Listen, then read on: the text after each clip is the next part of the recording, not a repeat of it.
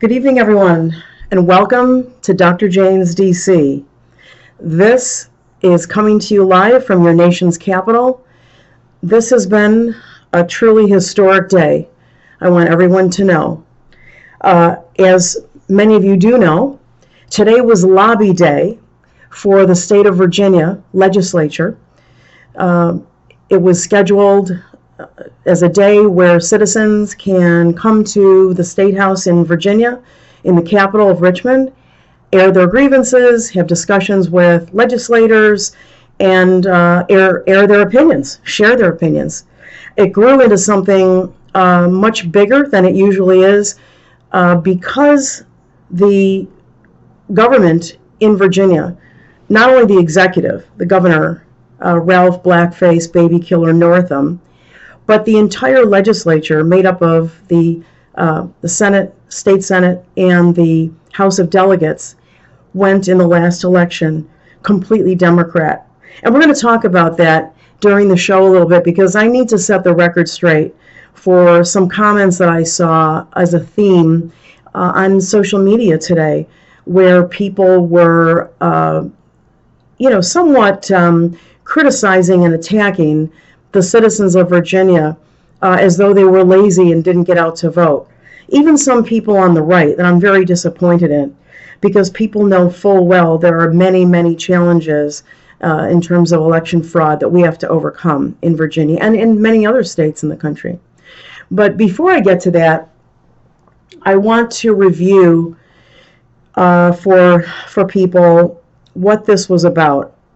Because the Democrats have taken over all three branches of government, they see the goal line, and there are no other players on the field. So they've got the football. They don't even have to run like this. They can dance down to the end zone because they have all the power right now. And so they're just doing everything they can to decimate not just the Second Amendment, but many other rights that we have that are God-given under our Constitution. But more particularly, because Virginia enjoys, and hopefully will continue to enjoy, it's just full of rights, especially around the Second Amendment. You can open carry guns in Virginia, even though you don't see it very often in many parts of the state. You need a concealed carry permit for handguns, and that requires some paperwork and a conference of that permit by I believe it's your county, your local county.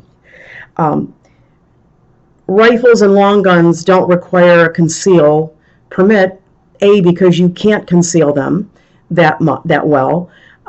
So those are the basic laws. Now, in terms of where you can do that, there is regulation. Some of it I do agree with, that is common sense. But on the basic right of owning and carrying, whether it's concealed or not, there should be no confusion. So because the Democrats, especially led by Ralph Northam, who should have resigned a long time ago, you'll recall he's the blackface baby killer. Blackface because he trotted around many times, as he admitted in his youth, with black shoe polish on his face, with no regard for the sensitivity to African Americans or other people of color. And then on top of that, this pediatrician, unbelievably, most recently, last year, went on a radio show and was explaining what the Democrats love, which is late-term abortion. Even if an abortion fails and the baby is born alive, he was quoted as saying that what that would look like is that the baby would be kept comfortable, those are his words, where there would be a discussion ensuing with the mother, and then after a decision was made, they would either proceed with allowing the baby to die or resuscitating it. It was very difficult to listen to. So we had developed great disdain for this public figure who long should have resigned. But as, of course, the Democrats have no accountability and no shame, and so he didn't resign. So we're stuck with him till the end of his term. Now, I'm developed great. Sorry, guys. I'm bringing in the Periscope because I see there are a lot of people on. I'm going to do a recap tonight of the rally. I'm going to show you some footage and some pictures. I also was lucky enough to get an eyewitness, someone who is active in Second Amendment rights, Diana Yabar. She will be on the show in the second half, and she was there. I was not able to be there today for some personal reasons, but I had talked to Phil Van Cleve. You might recall Phil was on the show. He's the head of the Virginia Citizens Defense League, which is the organizer for this portion of Lobby Day. And so I had been talking to Phil, and he was going to try to make it on the show tonight. Unfortunately, and I totally understand, it's been a very long and very full day, and I'm hoping that Phil ends up on some of the national shows tonight because the cause deserves the attention, and so does he for organizing it. So one of the things I wanted to talk about was that, as many of you know, Blackface Northam declared a state of emergency 4 days ahead of this lobbying event. And that's because he was trying to gin up trouble. He claimed that he was afraid that there were going to be another Charlottesville type activities. And so he declared a state of emergency. He spread rumors about the National Guard.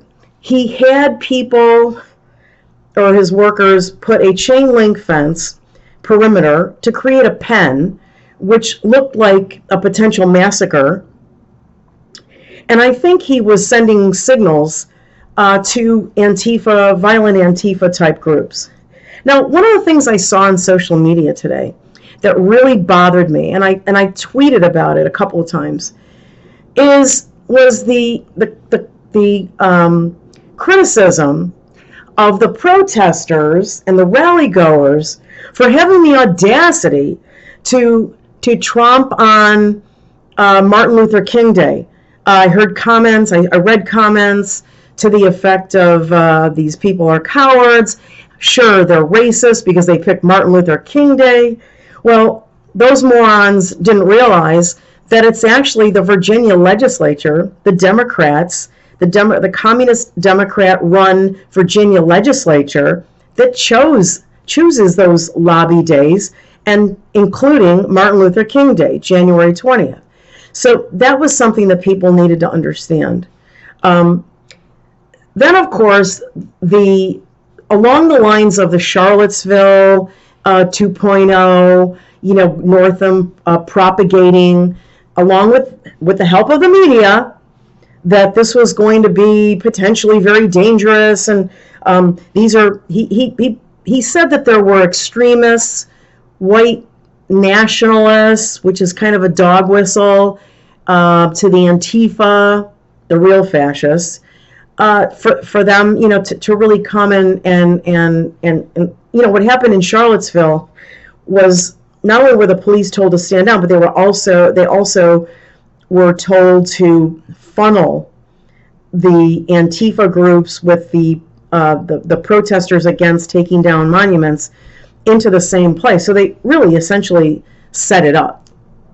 And many of us feared that Northam was doing something like that, again, to re-gin that kind of thing up. And so they labeled it. A lot of people then, took off on social media, including left-wing, well-known media garbage that call themselves journalists, like Will Sommer and other people like that.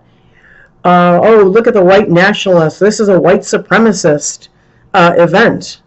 Well, I'm going to show you something. I'm going to show you a video of a pro 2A protester who was there today. And I think it's upwards. While it's playing, I'm going to look for the number of plays, because I think this thing got up to almost 250,000 views. But let me play it for you. Okay, why am I out here?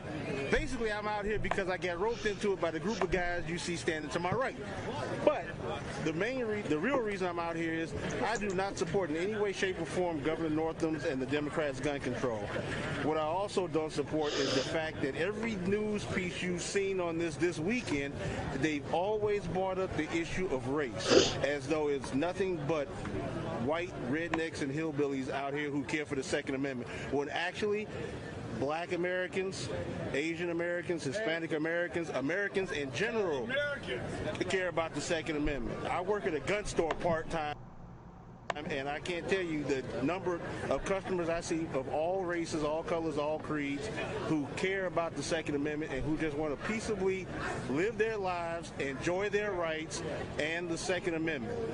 So that's why I'm out here. And big media, mainstream media be damned. If you take a good look at me, you can see I'm a Black American. And all I'm out here for is to enjoy my Second Amendment rights.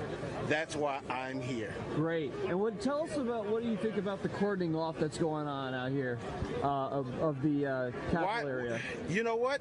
It's great. What we ought to do is everybody just walk up with master locks, put master locks on the gates, and lock that bastard in. That's what. No, to be quite honest, shut up. What I honestly think about it is, it's wrong. This is our capital. We pay for these grounds. This is not some place for the king to hold up in. This is our capital. This is our state. We have the right to petition for redress of our government, of our grievances. And our grievance today is their treatment of us and the Second Amendment. So the fact that he's got to hide behind fences like he's the king in Braveheart, I think is complete and utter garbage.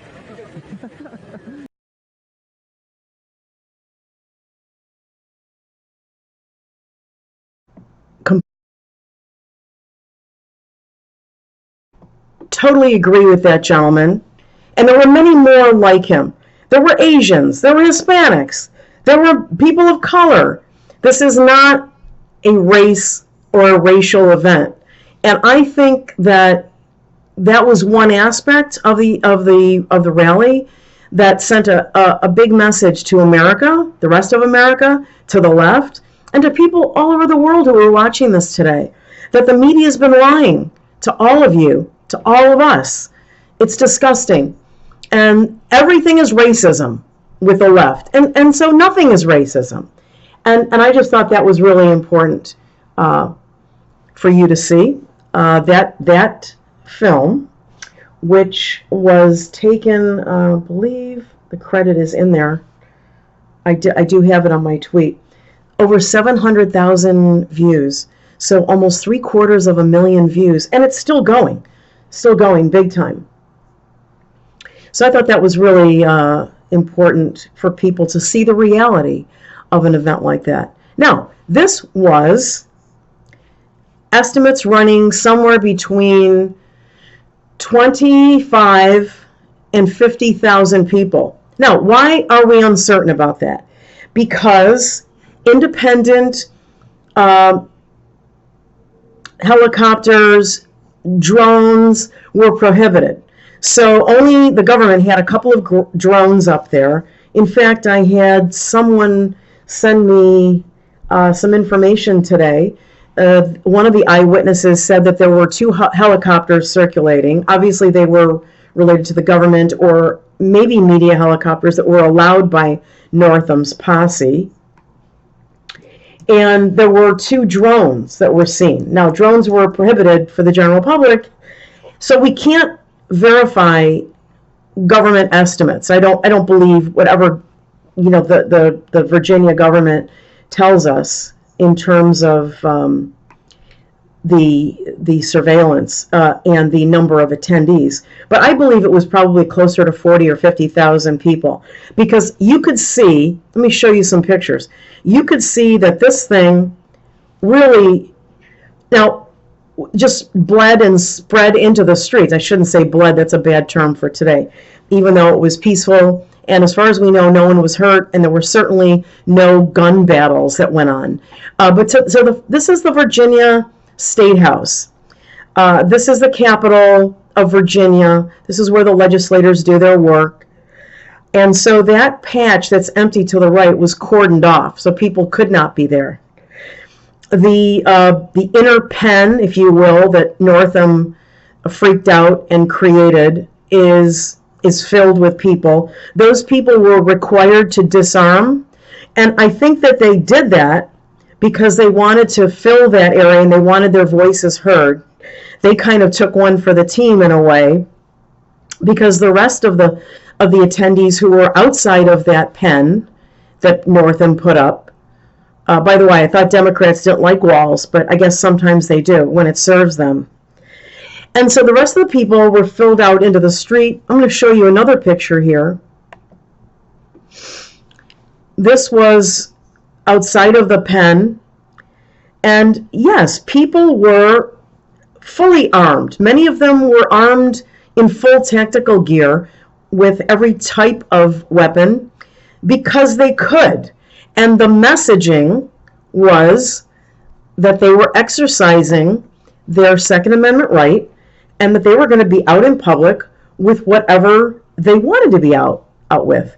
So for the leftists, for foreigners visiting or on work visas, green cards, who are shocked, I'm shocked to see everyday people walking up and down the street with guns in their holsters. It's called the Second Amendment. And you come from countries that stripped you of those rights, or never had a constitution that allowed you to enjoy your God-given rights, as that gentleman said earlier. It's not just because he's African American. He speaks for all Americans. He speaks for all patriotic Americans. Now, I see a bunch of people coming in additionally on the Periscope chat. So if you have questions, if you have comments, if you were there today, please share them, and I will share them on the show. So that was something I wanted to talk about. And let me show you where do we have it here? This was the flyer that the Virginia Citizens Defense League put out.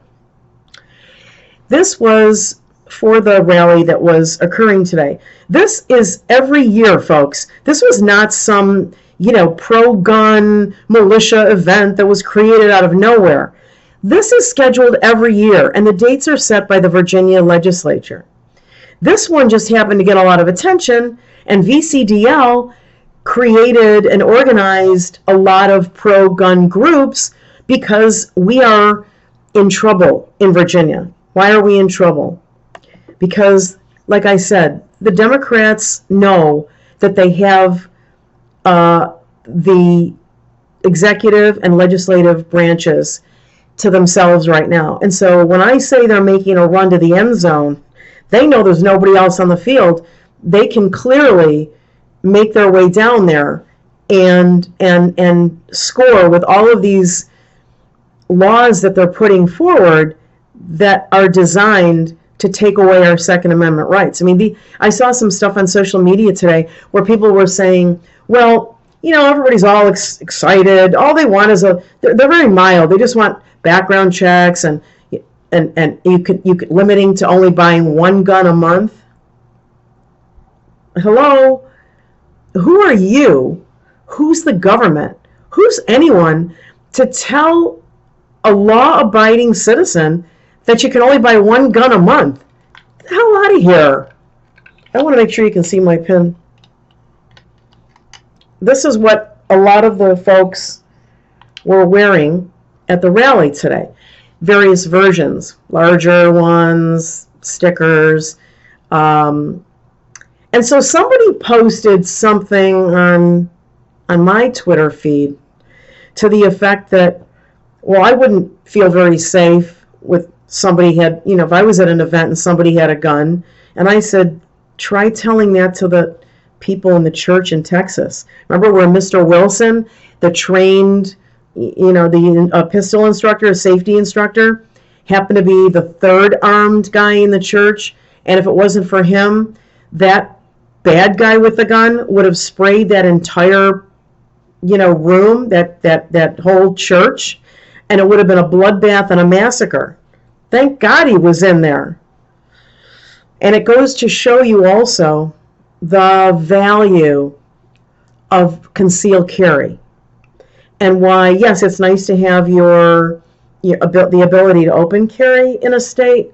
You also want the benefit of concealed carry, because as you saw in the Texas church shooting, the first two guys who were armed, good guys, were, it was a terrible situation, and I'm not judging them at all. I'm not even sure that I wouldn't have froze, but in the course of pulling their guns out, the perpetrator, the bad guy, realized what they were doing and turned and shot them.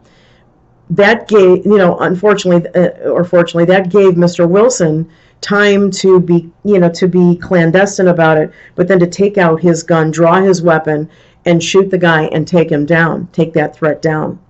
So anyway, my comment back was, tell that to the people in the church. I'm sure the survivors in that church are very happy that there was a good guy with a gun in the room. Okay, what else? Yeah, I thought it was a great turnout. It was just unbelievable. I was following a lot of live feeds.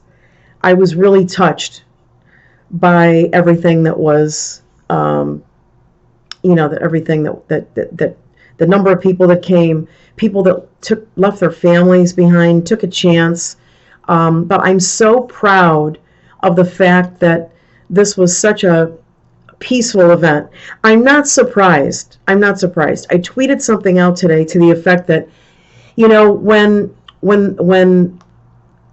law-abiding gun owners get together, whether it's 25,000 of them or 50,000 of them, and by the way, even if it was the low end of the police estimates of 25,000, that's generally, that's more than the general number that attend a Trump rally, and that's pretty amazing. So, yes, thank you, President Trump, for acknowledging and calling this out a couple of days ago. And I know he's watching. He's watching these events, and I know he's praying for Virginia. But this is more than like a Trump rally. This is upwards of maybe 40, 50,000 people that took the time away from their families, time away from work, some of them, because not all companies observe MLK Day. And just, just went there in 30 degrees, in some of them not from the state. And I heard criticism about that too. So what if they're not from our state? Let me tell you something, my friends. First, it's Virginia, and so if Virginia goes, so goes the country. Are you kidding me? I am so grateful for the patriots that came from all over the country. God bless you all to stand with your fellow Americans. Someone saying, and it was bitter cold there. Yeah, and that's another thing I wanted to comment on. It was cold. It was 30 degrees. I don't know. Maybe you can fill me in. If it was windy, sometimes the wind chill makes it even colder. So people had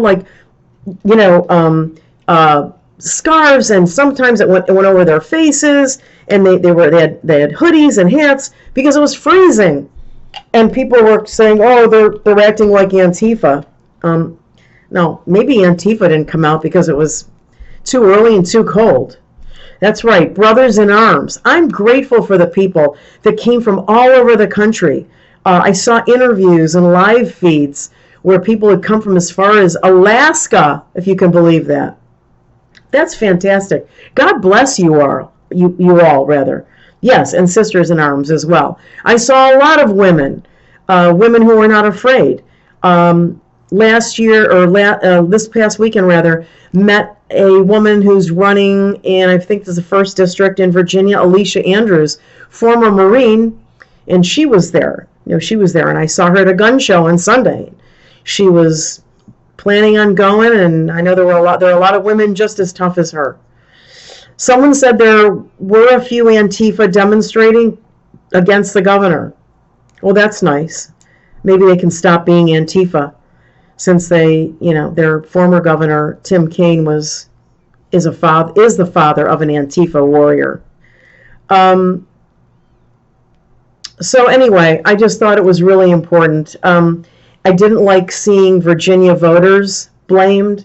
That was another issue I wanted to discuss. I saw social media that talked about, you see here, like, what happened to Virginia voters? How did they let all those Democrats in? It's ridiculous. And they should have gotten up off their asses and voted. And I'm like, whoa, back up. Even I saw some people on the right, I'm not going to mention names, but someone was somewhat well known. He's from the state of Virginia, and I generally like his work, but he made the comment that only 40% of Virginians voted in the last election. Now, maybe part of that's true, and maybe more Virginians need to register to vote, and maybe not. But this is not the time to call them out. And it's also not the time to forget, okay, before we judge, that in Virginia, and in many other states as well, I don't doubt, we have to overcome a lot of voter fraud in the form of billions of dollars of Soros and Mike Bloomberg money, those pigs. Were infiltrated heavily in this state by the Muslim Brotherhood. They're funneling billions of dollars themselves into Democratic seats. Why? Because they can't get a lot of Republican seats. We have to fight dead voters. We have to fight, just like New York, illegal aliens getting licenses and therefore having an ID and being allowed to vote. Let's not also forget the last two governors, Tim Kaine, Terry McAuliffe, letting out tens of thousands of felons just before the election in 2016 and pardoning them to restore their voting rights. So there's a lot that we have to overcome in Virginia. And I don't want to hear anybody bashing Virginians. And we will see more Virginians at the polls. Someone says RPV was willing to throw Virginia under the bus. That's right. The rhinos are the most dangerous. I'd rather defeat rhinos, because at least we get them out and we know Democrats, and then take the Democrats out. Because let me tell you something. You get the same result with rhinos as you get with Democrats. Okay, we're going to take a brief break, and then I'm going to bring my guest in, who's my eyewitness from today's rally. I'm really excited to bring her in. But first, let's go to a brief message.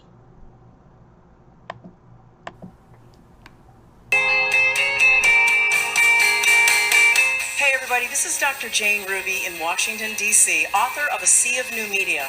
I wanted to tell you a little bit about this book because I was inspired to write it by Andrew Breitbart, who actually vindicated the Tea Party after they were falsely accused of calling 3 African-American congressional leaders the N-word, and nobody could come up with a video or an audio. So he told them weeks later, and on the National Mall, to hold up their cell phones, and thousands of people held up their cell phones, and you could see this beautiful in the night, and he said, there you have a sea of new media to capture the lies. Folks, we can't trust our mainstream media. We cannot trust our press. When you report fake news, which CNN does a lot, you are the enemy of the people. When President Trump says they're the enemy of the people, he's not being a dictator. He's telling the truth.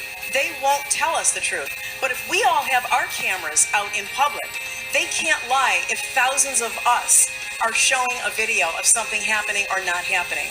So I encourage you to pick up a copy of the book.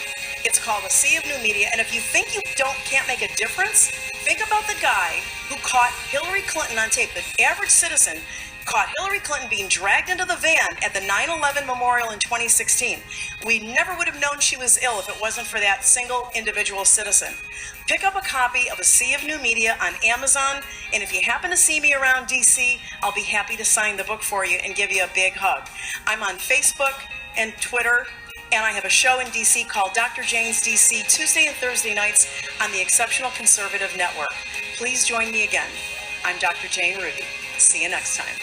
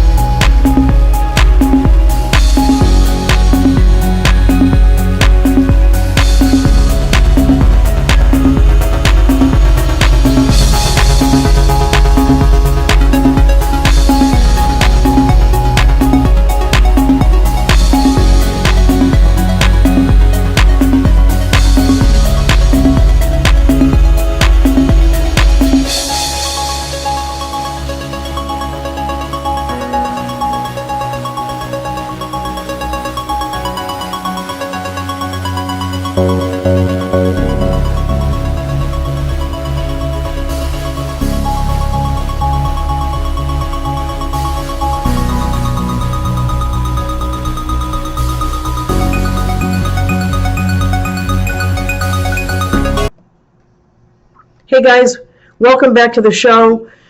Dr. Janes, D.C., coming to you live from Washington, D.C. We've been doing a recap tonight of the Richmond, Virginia pro-gun rights rally to push back against Governor Northam and the rest of the communist Democrat thugs on the bunch of laws that they're trying to shove through that literally will strip law-abiding citizens in the state of Virginia of their rights. I want to bring in our next guest tonight. I'm really excited to have her. She was at the rally today, and she's our eyewitness on the ground. Welcome to the show to Dr. Janes, D.C., Diana Yabar. How are you, Diana? Hi there, Dr. Judy. How are you? I'm great. I'm doing great. It's so good to have you tonight. And I really appreciate, I know you just got back from Richmond. It's been a very long day, and I'm so grateful that you're willing to come on and talk a little bit about what your experience was today. Phenomenal. Just phenomenal. Brotherhood of like-minded people. We want to have our freedoms, and there is no way they're going to take that away from us. I mean, come hell or water. So Yeah, Diana, tell me, first of all, what was the atmosphere like, and did it build, from the morning into the afternoon? What was it like? Right. So we started off like crack of dawn, 5 o'clock. Got ready, got on buses, and everything was pretty organized. VCDL did a great job overall. Got us on the buses, got us there on time, and we were able to unload. And as soon as we got unloaded, we started following each other up, different groups. Some groups were armed, and some were just regular folks dressed warmly, had nice happy faces, very cordial, and we made it up to the hill. So it was great. Lots of flags, and just wonderful. Yeah. Now, what I didn't mention yet is that you are, it sounds like you're somewhat of an activist. You're a member of Virginia Women for Trump. You're a member of the Virginia Citizens Defense League, the VCDL, that was one of the sponsors of today. And so were there other groups? How did that work today? I saw some militias there, yes. Then there were some individuals that drove down. I actually, in walking around, met up with some people from Lee County, phenomenal, godly people, older people that said, we're here to defend our rights, but also for the future, for our kids, our grandkids are coming up. So that's what they were there to do, and so very cordial, very respectful individuals. And I saw in some of the live streams there were speakers. Did you see any of that? Were there officials there at all, or legislators? Did they come out and talk to the people? Yes. We were closer to the, I guess we were outside the perimeter, the cage area. We could see across the path there that the legislators would go underneath the tunnel. But okay. We did not, I wasn't not going to be inside the cage, but we could barely hear the speakers. That's the only thing. We couldn't hear them clearly, unfortunately, because we were farther out. Yep. Yeah. But it was good. I was going to say, we had Phil Van Cleve, who's the founder of VCDL, on the show about 3 weeks ago. And of course, the excitement was just starting to build. It wasn't like it was in the last few days, but he did talk about it.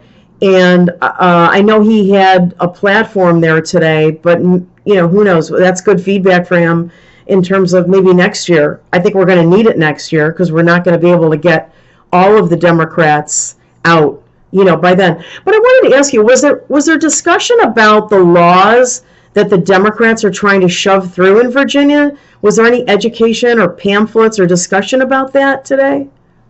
Yeah, so there were pamphlets handed out by different people. There was actually a candidate that I think it's Gade, that he spoke briefly to different groups as we were going by. He wants to run against Warner, which is really important.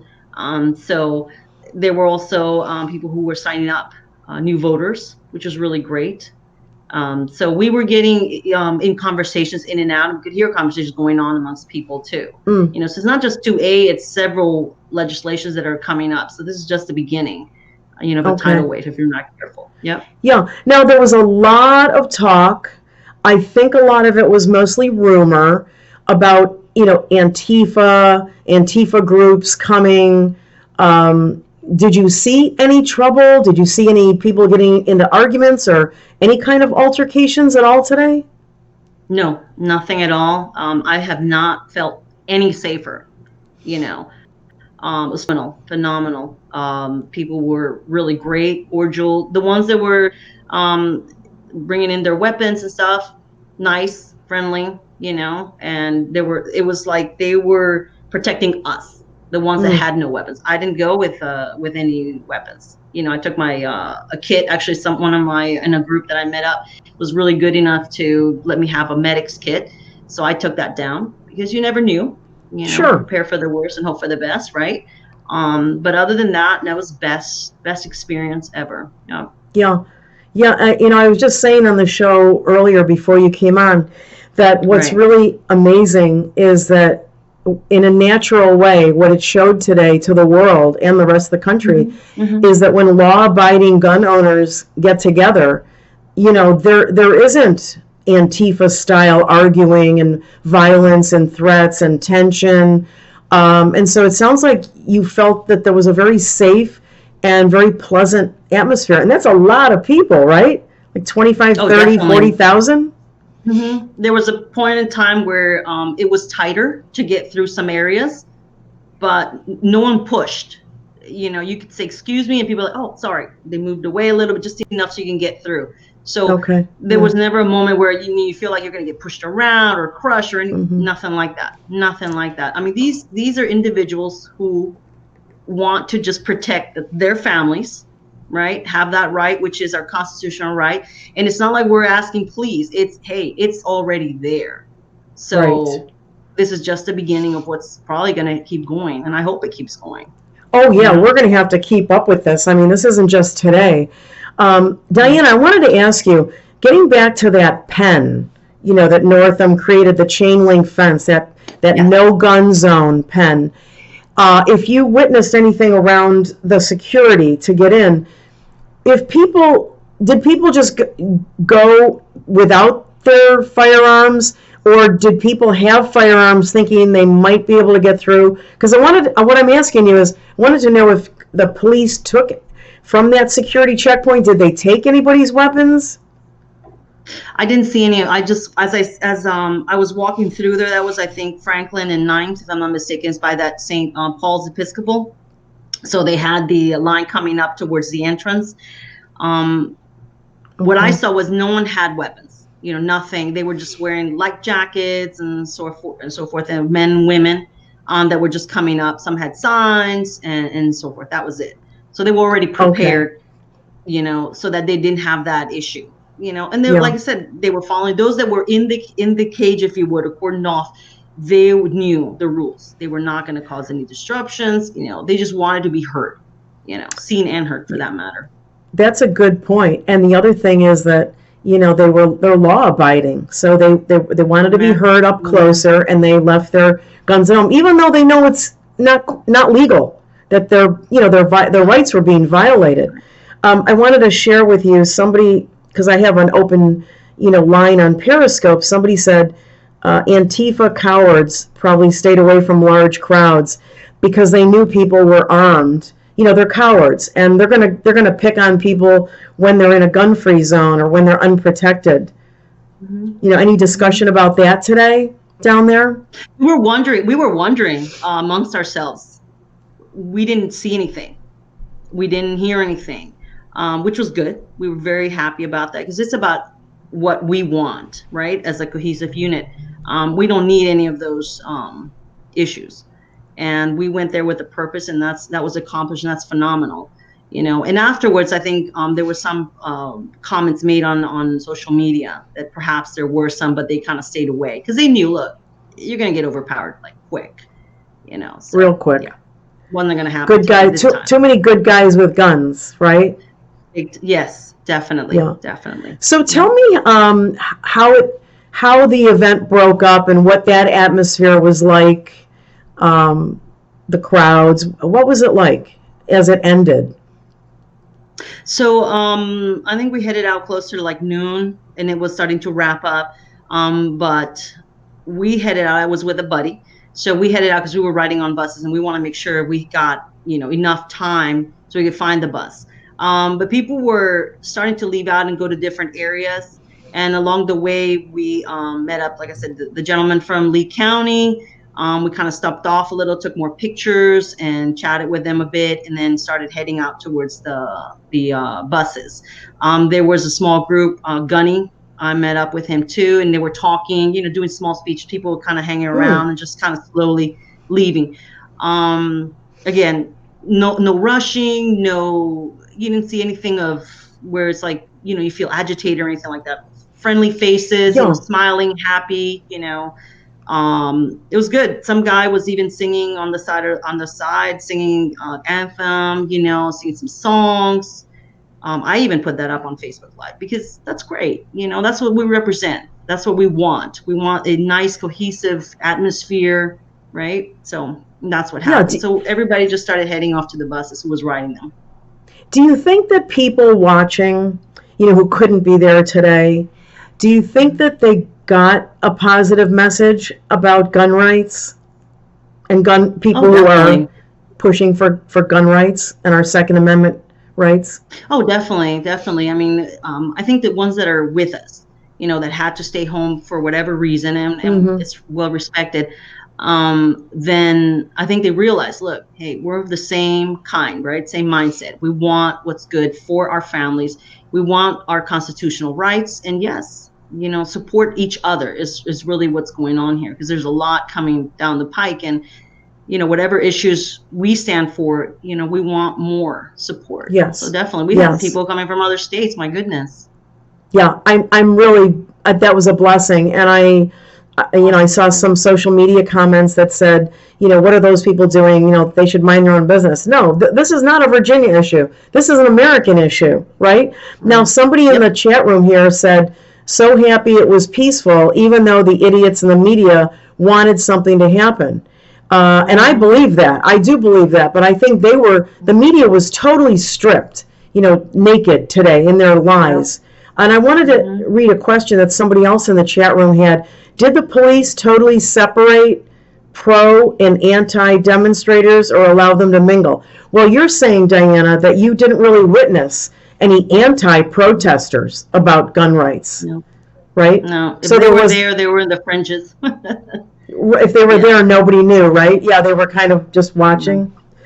Okay. Yeah. Who knows? Maybe we changed some minds today. I don't know. What do you think? So. I sure hope so. And I hope that Republicans, who are more lax about, it'll be okay, that they get a little bit of, momentum from this and realize, look, it's your right too, rather than, you can't leave it. You can't just leave it be. You got to act. You're raising a very important point. You just said, like, Republicans. You're being very generous. I call them rhinos, right? And I have no respect for Republicans who've forgotten Republican and conservative values.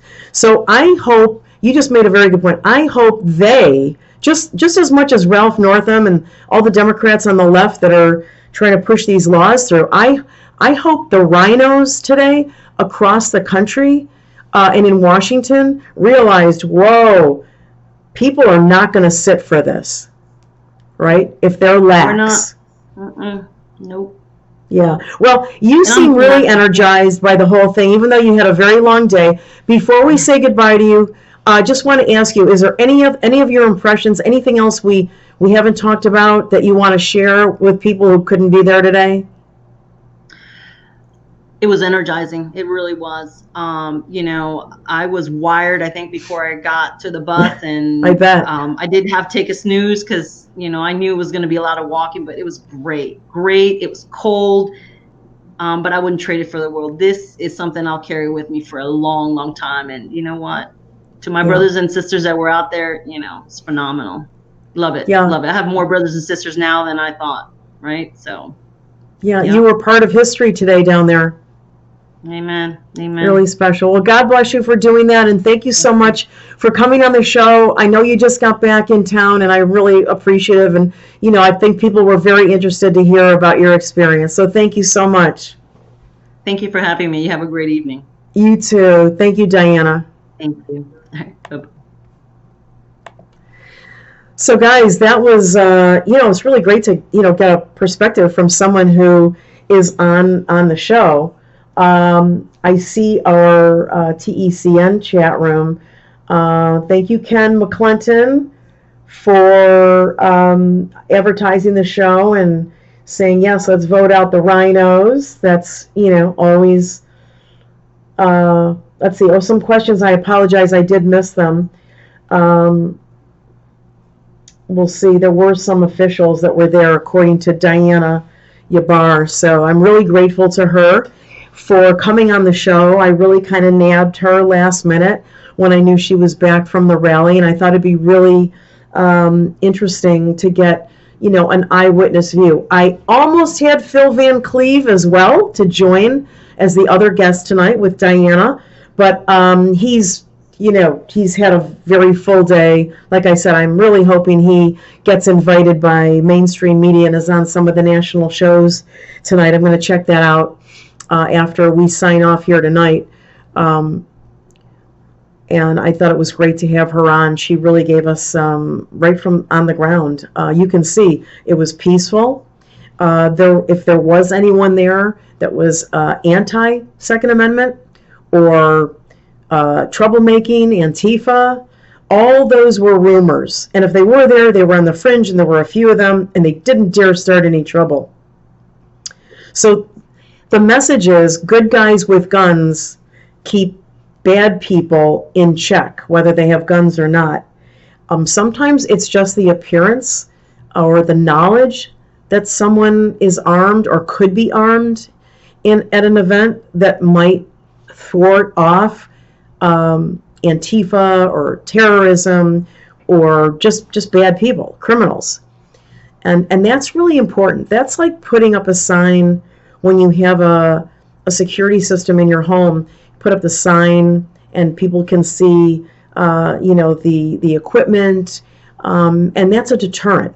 So I think good guys with guns are deterrents to criminals and other bad people with guns. And I hope that not just the Virginia lawmakers and politicians, but all the politicians. And like Diana just mentioned, this was really important, that the rhinos better get the message too, that we're not going to sit for this. If you sit back and cave to the Democrats and you don't speak up against these anti-Second Amendment laws, or bills rather, that are being pushed through legislatures in Virginia and across the rest of the country, you're in for a big surprise. You're in for a real big surprise, because if you don't get the message, that 30, 40, whatever it was today in Richmond is going to turn into hundreds of thousands. And you better know that for sure. Okay. So we're getting close to the end here.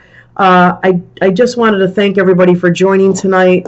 We had a great crowd on the Periscope chat, and we have some people in the Exceptional Conservative Network chat room. And I'm glad I could bring you a little bit of a recap. Stay tuned. Dr. Jane's DC will not be on Wednesday night. Again, I will be on the road. Apologies for that. But we may have John Crum. I'm working with him for next week from Gun Owners of America. That would be really fun. And we'll have some summarizing of the impeachment hoax that continues in DC.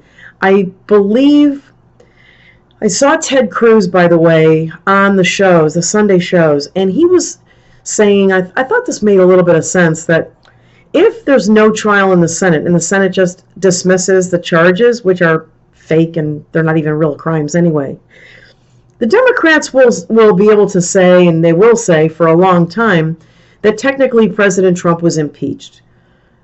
But if there's a trial, and by the way, if there's a trial, we're going to find out where Hunter is, because Hunter's going to be called in as a witness to come in and explain some things about the Ukraine.